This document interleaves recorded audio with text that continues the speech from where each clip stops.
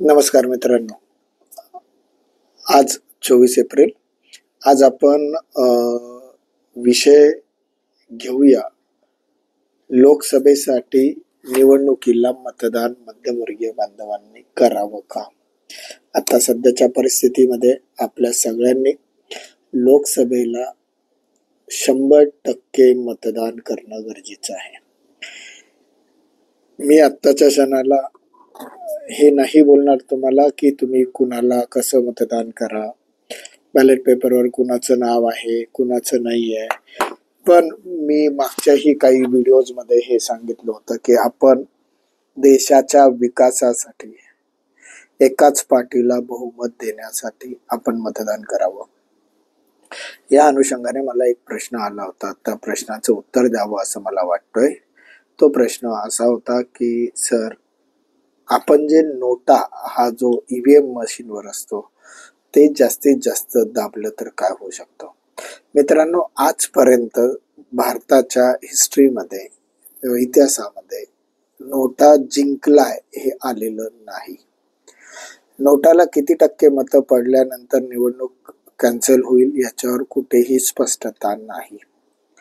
नोटा का होईना मतदान करावं, परंतु नोटाला केलेलं मतदान वाया जातो ही कन्सेप्ट आहे. कारण की निवडणूक आयोग जोपर्यंत नोटा ह्या बटनाला काही व्हॅल्यू डिसाईड करत नाही, व्हॅल्यू इन द सेन्स, माझं स्वतःचं असं सजेशन होतं की जर विजय उमेदवार व पराभूत क्रमांक 1चा उमेदवार या दोघांमधला जो डिफरन्स असेल, हा डिफरन्स नोटापेक्षा कमी असेल, म्हणजे नोटाला या डिफरन्सपेक्षा जास्त मतं मिळाली असतील तरी सदर निवडणूक कॅन्सल करावी. कारण की कुठल्याही, आता लाईक आपण लोकसभेच्या निवडणुकीच्या संदर्भात म्हणतोय तर नोटाला 4 आणि 5 लाख मतं पडतील का, हा क्वेश्चन मार्क आहे. त्यापेक्षा आपण जर विचार केला तर विजयी उमेदवाराच्या, कारण की आशाने का होईना लोकांनी मतदानाला बाहेर यावं. माझा उद्देश एकच आहे, आज लोकशाहीमध्ये आपण जगतोय त्यामुळे कुठलीही गोष्ट कुणालाही कंपल्सरी करता येत नाही. ही कंपल्सरी न करता येणारी गोष्ट म्हणून आपण निवडणुकीला मतदान करा असं आवाहन करू शकतो. आवाहन करत असताना आपल्याला मतदानाला बाहेर या सांगू शकतो, परंतु अनेक लोकांना बॅलेट पेपरवर असलेल्या लोकांमधलं कोणीही आवडत नाही आणि मी नोटाला मतदान देऊन काही फायदा होणार नाही या उद्देशाने प्रेरित होऊन अनेक लोक मतदानाला बाहेर पडत नाही. जर आपल्या देशामध्ये 100% मतदान जर आपल्याला घडवून आणायचं असेल तर निवडणूक आयोगाला मी अपील करेल. आता तर या लोकसभेच्या निवडणुकीमध्ये हे शक्य नाही, परंतु भविष्यात होणारी विधानसभा, महानगरपालिका आणि भविष्यात होऊ घातलेल्या लोकसभांच्या निवडणुकांमध्ये नक्कीच याचा विचार व्हावा. निवडणूक आयोग त्यांच्या परीने मतदान वाढवण्यासाठी भरपूर काम करत आहेत.